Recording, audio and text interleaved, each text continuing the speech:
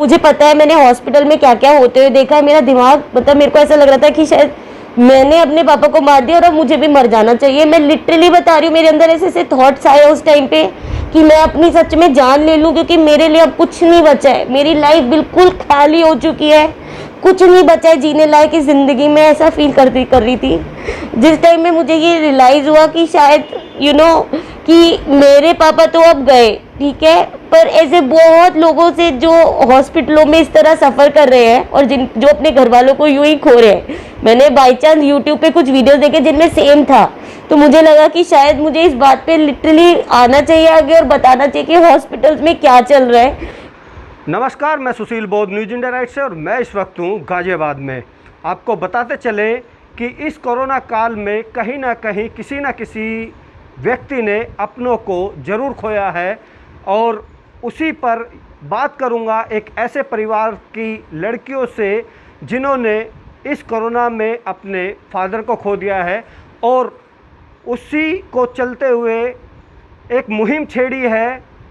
Facebook site से आरोप लगाया है एक हॉस्पिटल पर, उसी पर चर्चा करूंगा इनसे कि क्या रहा पूरा वाकया।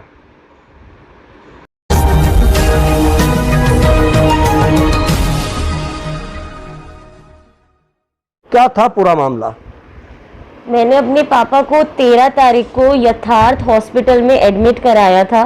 12 की पूरी रात हम घूमते रहे। हमें बहुत मुझे ऐसा फील हुआ कि थैंक गॉड हमें हॉस्पिटल मिल गया है। हमने यथार्थ में उन्हें कराया एडमिट बड़ी मुश्किलों से, लेकिन ये नहीं पता था कि वहाँ मैं अपने पापा को खुद से धक्का दे रही हूँ कि आप अब बच नहीं पाओगे, क्योंकि यहाँ के डॉक्टरों का मुझे नहीं पता था कि वहाँ क्या चल रहा है। मैं उनको 13 तारीख को एडमिट करा के 17 तारीख तक बिल्कुल निश्चिंत थी कि चलो अब वो ठीक हो जाएंगे। 20 तारीख तक भी मैं उनके हॉस्पिटल वालों को, नोडल ऑफिसर को मैसेजेस करती रहती थी, कॉल करती रहती थी, कोई जवाब नहीं देता था, कोई मुझे कैसी भी रिपोर्ट नहीं भेजता था। तो मैं थोड़ा टेंशन में आ गई कि मेरे पापा इतने दिन से वहाँ हैं, मुझे कोई जवाब क्यों नहीं मिल रहा है। अच्छा दिव्या, क्या आपने कोरोना की वजह से एडमिट कराया था अपने पापा को, या कोई और वजह थी, जैसे ऑक्सीजन का लेवल कम होना या और बहुत सारी परेशानी होती है? तो मेन कमी क्या थी जब आप अपने पापा को हॉस्पिटल लेके गए? उन्हें थोड़े चक्कर आए थे, तो हम यहाँ पास सर्वोदया हॉस्पिटल गए थे। उन्होंने एकदम से एंटीजन टेस्ट करा और बोला ये कोविड पॉजिटिव है, आप इन्हें कहीं वहाँ लेके जाइए, क्योंकि सर्वोदया में हम कोविड पेशेंट्स को नहीं रखते हैं। तो हम इसीलिए 12 की पूरी रात घूमते रहे और हमें कोई हॉस्पिटल नहीं मिला। बहुत हॉस्पिटल के बाहर जाके गिड़गिड़ाए कि पापा को एकदम से चक्कर आ जाते, तो हम एकदम डर रहे थे। उसी रात को डर गए थे कि हम पापा ही है हमारे पास, तो अब क्या होगा अगर पापा को कुछ हो गया। तो हमने दिन रात एक कर दिया और पूरी रात घूमते रहे कि हमें एक हॉस्पिटल मिल जाए।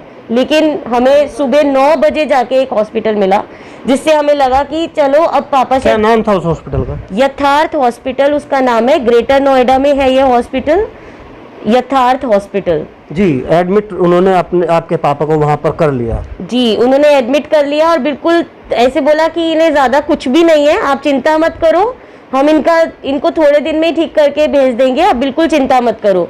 तो उन्होंने एक विश्वास मेरा वहीं जीत लिया कि चलो, और ये भी बोला कि जो भी होता रहेगा हम आपको कॉल करके बताते रहेंगे, और बिल्कुल आप, ये नंबर है, आप इस पर कभी भी कॉल कीजिए और 1 लाख रुपए अभी जमा करा दीजिए, और ये और वो मैंने करा दिए। मुझे लगा कि मेरे को अभी इस टाइम पे पैसा नहीं है, मेरे पापा बच जाए चाहे मेरे जितने भी लग जाए, मुझे उस बात से कोई लेना देना नहीं है। मैंने तभी के तभी पापा को वहाँ पे।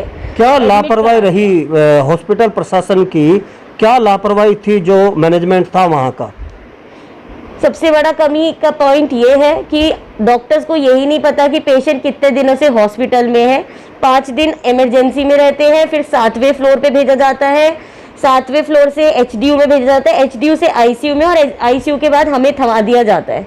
सारे डॉक्टर्स इस बीच में जो मुझे मिलते रहे, उन्हें यही नहीं पता कि पापा 5 दिन से है हॉस्पिटल में, या 10 दिन से है, या कितने दिन से है। 25 तारीख को मुझे डॉक्टर कहते हैं ये अभी 4 दिन पहले तो हॉस्पिटल आए हैं, जबकि उसे ये नहीं पता कि उनका इलाज इस हॉस्पिटल में 13 तारीख से चल रहा है। अकॉर्डिंग टू, हम भी सब जान गए अब कोविड में कि जो एक HRCT होता है, अगर तुम्हारी पेशेंट की हालत खराब होनी है तो उसके लिए 6ठे से 7वें दिन उसका एक जांच होना चाहिए। तो वो टेस्ट उनका नहीं हुआ। मैं जबकि कॉल करके खुद से बोलती रही कि प्लीज आप टेस्ट करो, कॉपी भेजो, मुझे कुछ डिटेल भेजो। जब कुछ नहीं हुआ तो मैंने 21 तारीख से लगातार पीपी किट पहन के हॉस्पिटल में सीरियसली घुसना ही शुरू कर दिया, क्योंकि मुझे लगा ये लोग बिल्कुल ध्यान नहीं दे रहे हैं, मुझे जाकर रोज पापा का ध्यान देना पड़ेगा कि वहाँ क्या चल रहा है, मुझे खुद देखना पड़ेगा। इसके बावजूद पापा को जो भी प्रॉब्लम होती रही वो मुझे कॉल करके बताते थे, जैसे कि वहाँ पीछे से ऑक्सीजन कम कर दिया जाता था, तो मेरे पापा का मुझे कॉल आता था। मेरे घर से हॉस्पिटल 45 मिनट दूर है और वो मुझे किसी भी टाइम कॉल करके बोलते थे, बेटा बेटा मुझे सांस नहीं आ रहा, प्लीज देखो यहाँ के कोई मेरे आगे से जा रहे सारे ये नर्स अटेंडेंट सब, कोई मेरी बात नहीं सुन रहा है। ये बात उन्होंने डॉक्टर्स को भी बोली है और किसी ने उनकी जब आपने ये शिकायत हॉस्पिटल के मैनेजमेंट से की तो कोई एक मुख्य वहाँ का कोई सर्जन या कोई मेन डॉक्टर आपसे मिला और उसकी क्या बात हुई आपसे? उसने पागल बनाया मेरा। उनका नाम है डॉक्टर अनिल भाटी और उनकी काफ़ी जो भी टीम डॉक्टर जो भी मिलते रहते थे, नर्सेज वगैरह, कि सही तो चल रहा है अंकल, सही चल रहा है बिल्कुल, आप ही मतलब ऐसे बोलते हो, ये है वो है। और मैं भी फिर अपने पापा को ही समझाने लग जाती थी। आज मुझे ऐसा लगता है कि उनको मैंने मार दिया, क्योंकि वो तो मुझे बोलते रहते थे कि बेटा नहीं चल रहा, मेरे को सांस नहीं आ रही होगी तभी तो मैं बोल रहा हूँ, और मैं उनकी भी सुनती थी, मैं डॉक्टर को बताती थी तो वो मेरा ही पागल बना देते थे कि नहीं नहीं चल रहा है। और फिर मेरे पापा को मुझे समझाना पड़ता था कि पापा मतलब मुझे लगता था पापा विश्वास करो डॉक्टर पे, वो कह रहे हैं तो ये चल रहा है और बिल्कुल सही चल रहा है। मुझे नहीं पता था कि मेरे पापा सच बोल रहे हैं और ये हॉस्पिटल वाले हमारा पागल बना रहे हैं, पेशेंट का भी, स्पेशली भोले भाले पेशेंट्स का, जैसे कि मेरे पापा थे। पेशेंट से मेरी बात हुई है कि वो बोलना पड़ता है चिल्लाकर, बोतल फेंक कर, भैया सुन लो हमारी दवाइयाँ लेके यहाँ खड़े हो जाओ। मेरे पापा से उठा तक नहीं जा रहा था, ना उनके पास कोई खाना खिला। मैं स्पेशली खाना खिलाने जाती थी क्योंकि मैं उतना ही कर सकती थी उनके लिए। घर में मैं उनके लिए खाना लेके जाती थी ताकि वो एक दिन में एक बार खाना खा पाए। पूरी तरह से अगर माने आपकी तो हॉस्पिटल के मैनेजमेंट पूरी तरह से दोषी है आपकी नज़र में आपके पापा की डेथ का।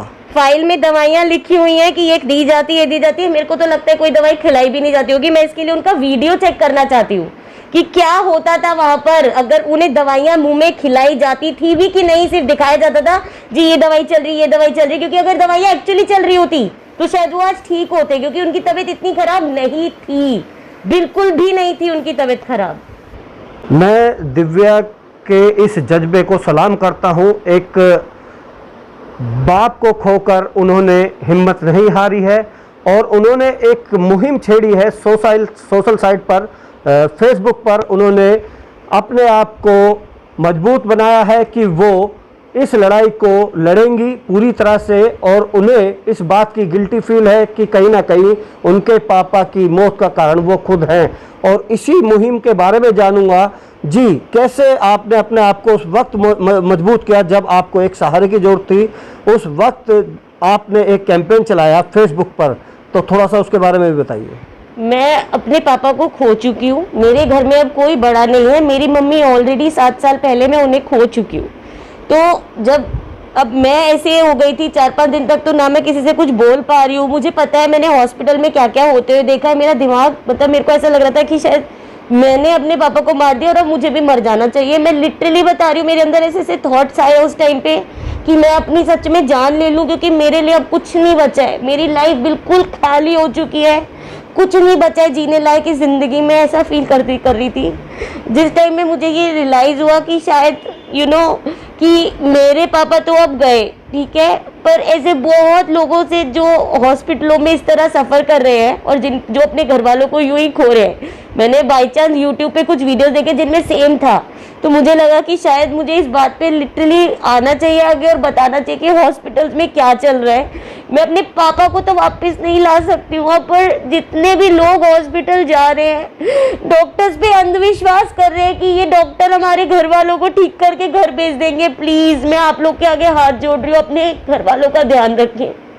मैं जिस तरह से आपने ये मुहिम छेड़ी है, क्या ऐसे कोई और केसेस भी उस हॉस्पिटल के आपके सामने आए हैं? मेरे आगे ऐसे 7 और केसेस हैं जो मेरे साथ हैं, और वो मेरे साथ हर जगह FIR सब कुछ करने को तैयार है। यहाँ तक कि उनके घर में अभी भी पेशेंट है कोई ना कोई, तो वो कर नहीं पा रहे, पर वो बिल्कुल मेरे साथ है। उनके साथ सेम कहानी हुई है। किसी ने अपनी माँ को खोया है, किसी ने अपनी नानी को खोया है, किसी ने अपने दादा को खोया है।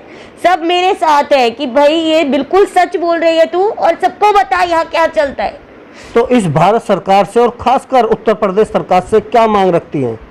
मैं उनको ये बोलना चाहती हूँ कि यथार्थ हॉस्पिटल और उनके जैसे और हॉस्पिटल जहाँ पे ये हो रहा है, मुझे लिटरली दिन में कॉल आने लग गए हैं जहाँ मुझे पता चलता है कि उनके सामने पेशेंट मर रहा है क्योंकि ऑक्सीजन कम कर दिया जाता है और तो इन चीज़ों पे थोड़ा उनका ध्यान जाए। मुझे कोई लेना देना नहीं है कि मुझे क्या पैसे वैसे क्या, मैं अपने पापा को नहीं बचा पाई यार, मैं क्या करूंगी पैसों का। मुझे कोई केस नहीं करना था, मैंने स्टिल FIR सिर्फ इसलिए करी क्योंकि उसके खिलाफ कोई एक्शन नहीं लिया जा रहा। मैं चाहती हूँ कि उस हॉस्पिटल पे नजर रखी जाए कि वहाँ पे क्या हो रहा है, कितनी मौतें हो रही है, मॉर्चरी उनकी भरी रहती है लाशों से, क्या हो रहा है ये। मेरा दिमाग घूम चुका है बिल्कुल वहाँ पे देखकर कि मैं वहाँ अंदर खड़ी हूँ, पूरे हॉस्पिटल में दौड़ रही हूँ, आधे घंटे तक मेरे पापा की हालत खराब हो रही है, कोई एक बंदा नहीं था जो उन्हें आके उस टाइम ट्रीटमेंट दे पाए। और क्या कोई गाजियाबाद प्रशासन से आप किसी से DM से या किसी SSP से या किसी और अधिकारी से इस बाबत बात की है आपने? जी मैंने ट्विटर किया है, ट्वीट किया है इस बारे में, मैंने इंस्टाग्राम फेसबुक पे सब जगह उन्हें टैग किया है। यहाँ तक कि मुझे लोगों ने बोला ट्विटर पे जल्दी आपको शायद रिस्पांस मिलेगा, तो मैंने वो भी किया है, लेकिन मुझे कोई रिस्पांस नहीं मिला। जब नहीं मिला तब जाके मैंने अब FIR कराया है हॉस्पिटल के अगेंस्ट, क्योंकि मैं चाहती हूँ कि इस मामले में इसकी कार्रवाई हो। मैं अपने वही कह रही हूँ कि मैं अपने पापा को वापस नहीं ला सकती। इतनी कार्रवाई करने के बावजूद, जैसे आपने फेसबुक पे एक मुहिम छेड़ दी है और आपने ऑनलाइन FIR भी कराने की बात कर रही हैं, तो ऐसे में उधर से प्रशासन की तरफ से कोई रिप्लाई मिला अभी तक? जी प्रशासन की तरफ से कोई रिप्लाई नहीं मिला, बट यथार्थ हॉस्पिटल से ज़रूर रिप्लाई मिला। उन्होंने मुझे कॉल करा और बोला, मेरे पास इस बात की रिकॉर्डिंग है बाकायदा पूरी, क्योंकि मुझे पता था वो मुझे कॉल करेंगे, ठीक है। तो वो मुझे कॉल करके कहते हैं जी अपना ये कैंपेन वैम्पेन आप प्लीज़ बंद कर दीजिए। तो मैंने बोला कि सर आप किस शख्स का फ़ोन आया आपको? मिस्टर यथार्थ त्यागी जो कि इस हॉस्पिटल के है ओनर है, उनका कॉल आया था और उन्होंने मुझे बोला कि आपको हम सारे जवाब देंगे पर आप ये अपना ये बंद कर दीजिए कैंपेन। तो मैंने कहा दीजिए जवाब। मैंने उनसे बात करी तो मैंने उन्हें बोला कि मैं एक मिडिल क्लास फैमिली से हूँ, मैंने 3 लाख लगा दिए, मैं 10 लाख भी दे देती, आप मेरे फादर को क्यों नहीं बचा पाए? तो उन्होंने बोला हाँ जी इसीलिए तो हमने आपको कॉल किया है। उनका ये स्टेटमेंट था। उसके बाद उनसे उन्होंने मुझसे क्या पूछा, वो बहुत ही बेकार बात थी जो मैं शायद उनसे पूछूंगी जब उनके घर में ये होगा कि आपको किस बात का दुख है दिव्या, कि आपको कोई स्टाफ अच्छे से हैंडल नहीं कर पाया, देख नहीं पाया, या फिर आपके पापा की डेथ हो गई।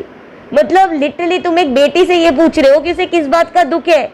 मेरी माँ नहीं है, अब मेरा बाप नहीं है, मेरी जिंदगी खराब हो गई, अब तुम मुझसे पूछ रहे हो कि मुझे किस बात का दुख है। मैं तुमसे आके पूछूंगी जब तुम्हारे घर में ये होगा कि तुम्हें किस बात का दुख हो रहा है कि स्टाफ ने अच्छे से हैंडल नहीं किया या तुमने अपने घर वाले को खो दिया। चलिए, क्या आप पूरी तरह से जो कैंपेन चलाए हुए हैं सोशल साइट पर, क्या उसी पर पूरी तरह से निर्भर हैं या और आगे की कोई प्लानिंग की है उस हॉस्पिटल के खिलाफ कार्रवाई करने की?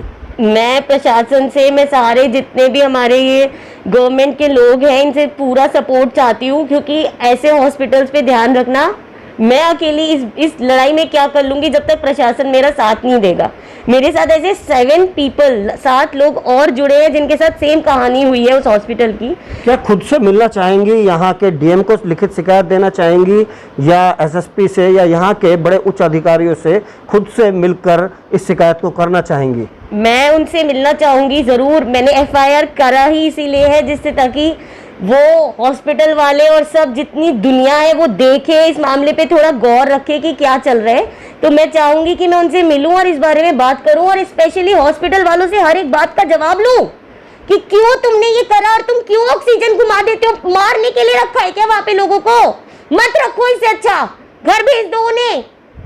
हम खुद जिम्मेदार तब अच्छे से मानेंगे कि हम अभी भी मैं यही मानती हूँ कि मेरी वजह से मेरे पापा चले गए। देखिए, दिव्या की जो मुहिम है वो एक अभी सोशल साइट पर है और इसी मुहिम को, क्या ये मुहिम एक सोशल साइट की मुहिम ही बनकर रह जाएगी या दिव्या को या दिव्या जैसे और भी बहुत सारे लोगों को जो इस तरह के अस्पतालों से प्रताड़ित हैं, क्या उनको सही से न्याय मिल पाएगा? देखने वाली बात होगी। ये सब जग जाहिर है कि इस वक्त कोई ना कोई कहीं ना कहीं बहुत ज़्यादा आरोप हॉस्पिटल पे लगा रहे हैं और कितनी सच्चाई इन हॉस्पिटल की है वो भी जग जाहिर है। आने वाला समय ही बता पाएगा कि दिव्या की जो मुहिम है और दिव्या जैसे लोगों की जो मुहिम सोशल साइट पर चल रही है वो कितना रंग लाती हैं और ऐसे बड़े हॉस्पिटल बेनकाब हो पाएंगे या इस तरह से चलते रहेंगे। आप सभी से अनुरोध है, न्यूज इंडिया राइट्स को सब्सक्राइब करें, वीडियोस को लाइक करें, शेयर करें और कमेंट के जरिए अपनी राय दें। साथ ही बेल आइकन दबाना ना भूलें ताकि आप तक हमारे नए वीडियोस की जानकारी पहुंचती रहे।